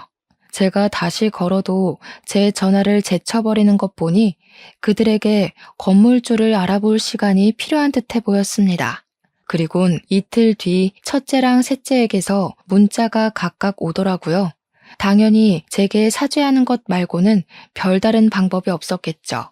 딸 둘은 자기네들 이 장사 없으면 당장 먹고 살 수익이 없다고 기라면 기고 꿀으라면 꿀을 테니 제발 자기네들 장사만은 건들지 말라고 애원을 하였습니다. 제가 딸들 애원을 어디 한두 번 들어봤겠습니까? 그때마다 받아주고 넘어가 줬더니 똑같은 짓을 반복하고 오히려 더 심해지기만 했다는 거 충분히 겪었어요. 제가 버림받아 보니까 돈 앞에서는 장사 없다는 걸 알고 제 처신을 똑바로 해야겠다는 생각이 들더라고요. 그래서 저는 딸들 문자에 대고 명도 소송까지 가기 전에 깔끔하게 해결하자 그렇게만 답변했을 뿐입니다. 그러자 역시나 딸들이라 할지라도 사람 성격 고치는 거 참 어려운 일인가 봅니다. 애들이 갑자기 급발진을 하더니 화를 내기 시작하는 거 아니겠습니까? 저더러 자신들에게 아빠로서 해준 게 뭐가 있냐는 소리를 하길래 그동안에 지나쳐온 제 청춘들이 모조리 부정당하는 것 같아서 마음이 좀 아팠어요. 딸들이 이렇게 나올수록 저는 더 마음을 굳힐 수밖에 없었죠. 딸들에게 앞으로도 평생 아빠 없다고 생각하고 살라고 너희한테는 처음부터 아빠도 엄마도 없는 게 나았다고 당장 건물 뺄 준비나 하라 했어요. 그래도 사위들이 장사를 꽤 크게 하고 있었는데 이대로 쫓겨나서 새로 시작하려면 제법 자금이 많이 들 겁니다. 물론 인지도 쌓는데도 오래 걸리겠죠. 그 세월을 다 합치면 10억만큼의 손실이 나오지 않을까 싶네요. 그 와중에 집까지 없는 둘째네는 운이 좋아서 길거리 신세는 면했어요. 3년 실형을 받는 덕에 교도소를 가게 되었거든요. 부디 사회로 다시 나올 때는 못난 마음 다 털어버리고 새 사람이 되길 바랄 뿐입니다. 여기까지 오는 데에 저 혼자였다면 절대 해내지 못했을 겁니다. 청년이 취업 준비생이라서 저를 많이 도와줬기에 가능했던 일이었어요. 그 뒤로도 착한 청년은 제 집 구하는 것까지 같이 동행해서 도와줬는데요. 제가 밥 한 끼 사준다고 소고기집을 데려갔는데 글쎄 이놈이 저를 챙기느라 고기를 잘 먹지도 않더라고요. 그래서 일부러 나도 손 있다고 환자 취급하지 말라 으름장을 놓았더니 그제야 눈치 보면서 허겁지겁 고기를 먹는데 얼마나 귀여운 녀석이던지. 부동산을 다시 한번 돌아볼까 고민하던 중 청년이 조심스레 제게 제안하길 요새 실버타운이 참 좋게 나와 있다고 추천을 해주더라고요. 그래서 청년 도움으로 실버타운 알아본 후 요양보호센터가 딸려있는 곳이 좋을 것 같아서 그곳으로 입주 신고를 하게 되었습니다. 청년이 나쁜 녀석인지 바람직한 놈인지는 잘 모르겠으나 일단 제가 보답하겠다고 약속을 했잖아요. 해서 제가 청년에게 답례비로 10억을 주었고 나머지는 제가 쓸 돈을 빼고는 사회에 환원해야겠다 생각했습니다. 근데 청년이 자기 뱅킹으로 입금된 금액을 보더니 놀라서 휴대폰을 떨어뜨리더라고요. 이게 뭐냐고 이렇게 큰 돈 못 받는다며 당황해 하더라고요. 어른이 주는 건 그냥 감사합니다 하고 받는 거야. 그것도 하나의 사회생활이다. 네가 나한테 이 정도의 가치만큼 도움이 되었다는 거니까 사양하지 말고 받아도 얼른 번듯한 직장인 돼서 예쁜 아가씨랑 결혼도 해야지. 제 조언에 청년은 눈물을 글썽이더니 정말 감사하다고 안 그래도 자기 집 어려운데 취직까지 자꾸 떨어져서 힘들었다면서 열심히 살겠다고 연신 꾸벅거리더군요. 그래서 저는 청년과는 연이 끊어지는 줄 알았습니다. 죽기 전에 좋은 일 하나 하고 간다. 그리 생각하고 말 인연이라고 봤죠. 그러나 놀랍게도 청년이 일주일에 한 번은 무조건 실버타운을 찾아오는 거 아니겠어요? 감사해요. 저 딴 길로 안 새고 제가 하고 싶던 일을 바로 시작할 수 있게 되었어요. 저희 엄마도 몸 안 좋으셨는데 병원비 걱정 없이 치료받고 있고요. 이게 다 할아버지 덕분이에요. 저 꼭 성공해서 할아버지한테 보답할 거예요. 그때까지 오래오래 사셔야 해요. 최근에 알게 된 건데 청년 휴대폰에 저장된 제 이름을 보고 얼마나 웃었는지 모릅니다. 산타 할아버지라고 되어 있더라고요. 아무리 그래도 동심을 갖고 있을 만큼 어린 나이는 아니었는데 얼마나 귀엽고 기특해 보였는지 몰라요. 정말 딸 안 부러운 손자 하나가 생겨버린 기분이었습니다. 청년은 방문 횟수가 늘어갈 때마다 점차 더 번듯한 사업가가 되어가고 있는데 그걸 보는 재미가 또 쏠쏠하더라고요. 저도 사업을 번성시켰던 사람이다 보니까 사업 중인 청년이 제게 조언도 많이 구할 때가 있는데요. 그럴 때면 저도 잠깐 열렬했던 청춘 시절로 돌아간 것처럼 머리가 팽팽 돌아가요. 청년이 토요일마다 저를 찾아오는데 그럼 저는 그동안 청년에게 알려줄 새로운 정보와 인맥을 준비해놨다가 알려주거든요. 그것도 제 나름 취미 생활이 되더라고요. 최근에는 청년이 주식 공부도 시작했어요. 제 조언을 받아서 저 믿고 샀는데 꽤 주가가 괜찮은 것 같아 스포츠 경기 보듯 즐기고 있습니다. 청년이 열심히 사는 걸 보면 가끔씩 제 젊은 시절도 생각나고 그래요. 처음에는 청년의 도움이 고마웠다면 이젠 청년의 존재 자체가 고맙게 된 거죠. 어쨌든 저는 청년 덕분에 조금 쓸쓸할 뻔했던 노후에 손자 관심을 받으면서 번지르르하게 살고 있는 중입니다. 천륜이 끊어졌다는 건 그다지 못 느끼고 있어요. 청년이 그런 제 사정을 알아서 일부러 더 가족이 되어주려고 하는 것 같더라고요. 내 핏줄을 이어받았다고 무조건 다 감싸지 않아도 된다는 걸 이 청년 보고 깨달았어요. 팔은 안으로 굽는다고 했나요? 저한테 그건 좀 예외인 말이지 않나 싶습니다. 저는 이제 딸들을 과거의 기억에 묻어버렸고 앞으로의 생은 새롭게 생긴 손자놈과 새로운 가족애를 만들어 갈 것 같네요. 결론은 그저 자식과 연을 끄는 한 노부의 사연이었지만 제 결정을 청취자분들께서 부디 이해해 주셨으리라 생각합니다. 제 태도가 부모로서 다소 냉정하게 보였을진 모르겠어요. 그래도 저는 자식의 잘못된 점마저 눈 감아주는 나약한 부모가 되고 싶지 않습니다. 제 행동으로 인해 우리 딸들이 잘못했다는 걸 크게 깨닫고 앞으로는 실수 안 하면서 살길 바라는 마음이에요. 저는 그저 죽기 전에 마지막으로 제 딸들에게 큰 가르침을 했다고 생각하렵니다. 청취자분들도 부모 자식이란 이유만으로 선 없이 굴어도 괜찮다는 마음은 안 가졌으면 좋겠어요. 그럼 제 사연 들어주셔서 감사합니다.